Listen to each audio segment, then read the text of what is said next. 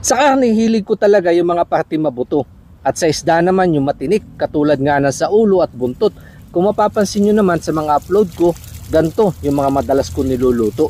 Ewan ko ba, parang nauumay agad ako kapag puro laman.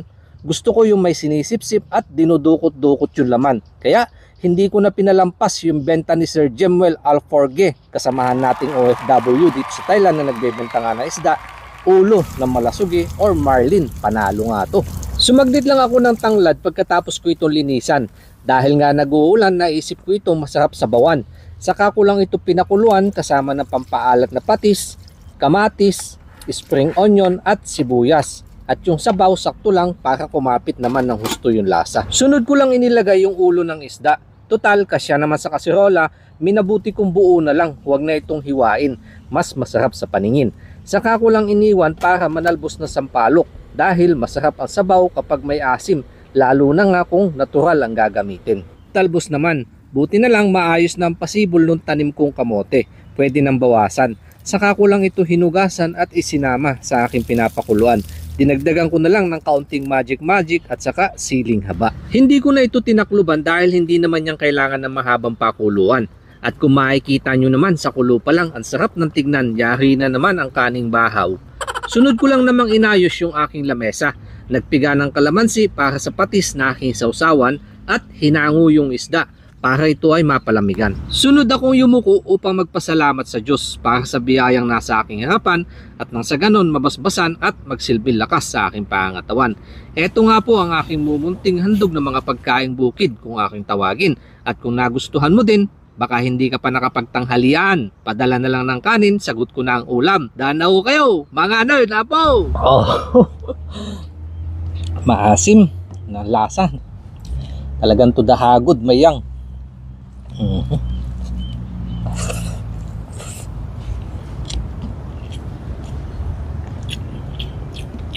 Talbos.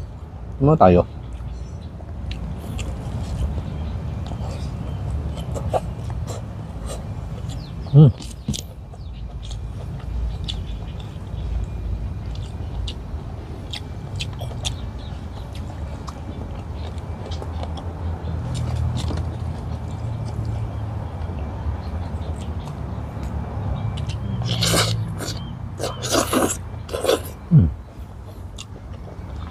Hindi ako naglabas sa sibuyas kasi ito na yung spring onion.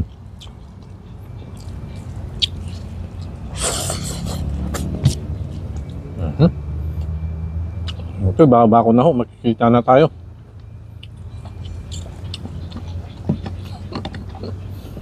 Lalaki ng buto, tinik.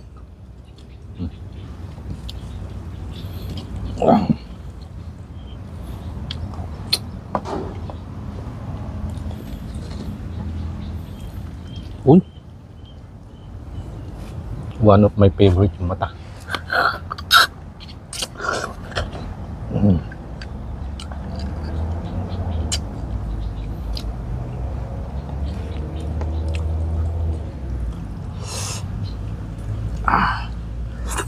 Taba yung mata nyo.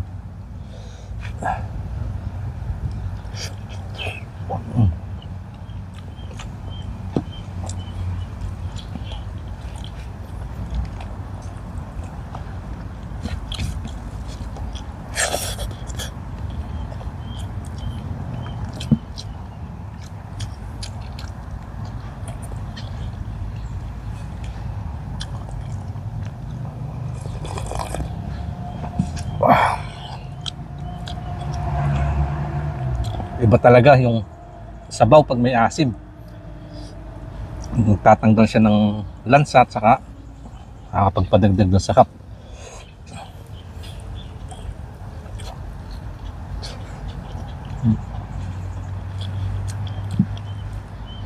Samahan mo pa ng anghang.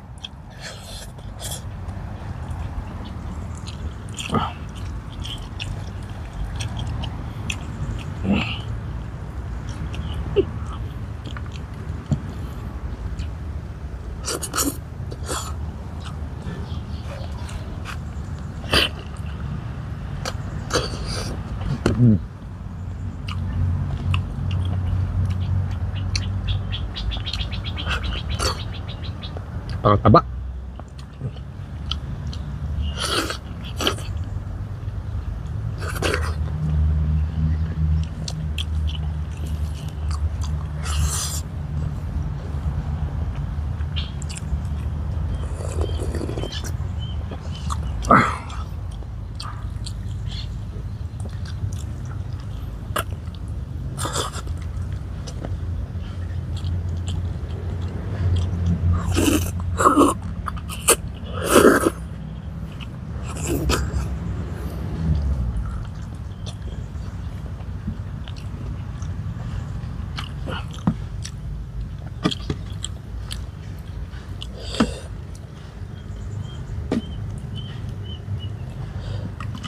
Tatabi ko nga to para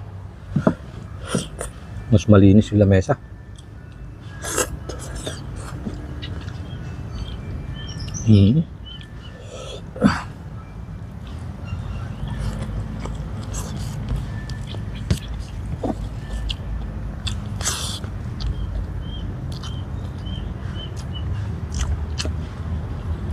Alam nga po, unti-unti na lumalabas yung pawis ko.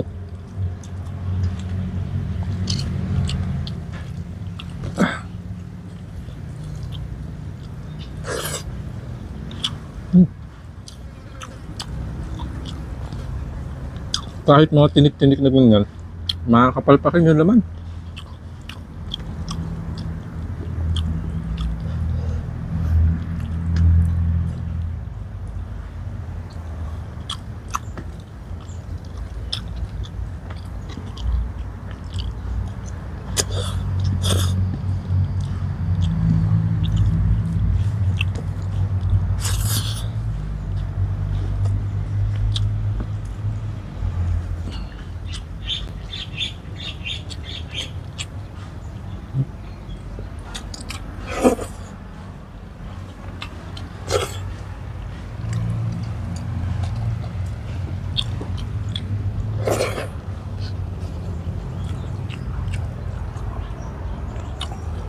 Ang lambot na. Ay, may taba ng isda. Ang sarap sa bibig. Hindi katulad ng taba ng kahon eh. Napakadali makaumay. Ito.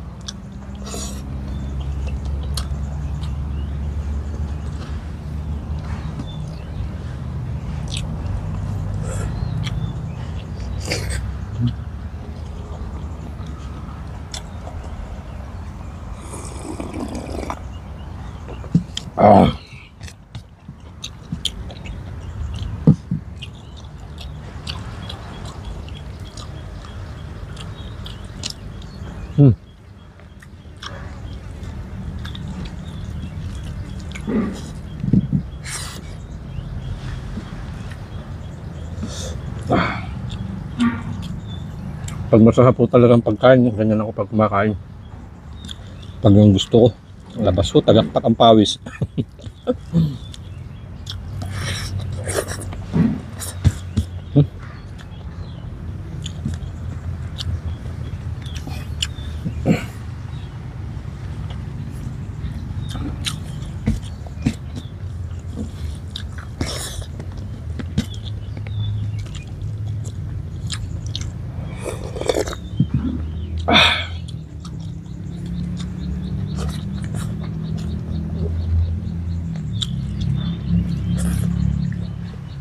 Ito nga, ang pinakamalaking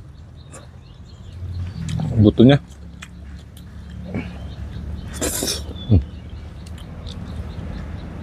Lininisan ko muna.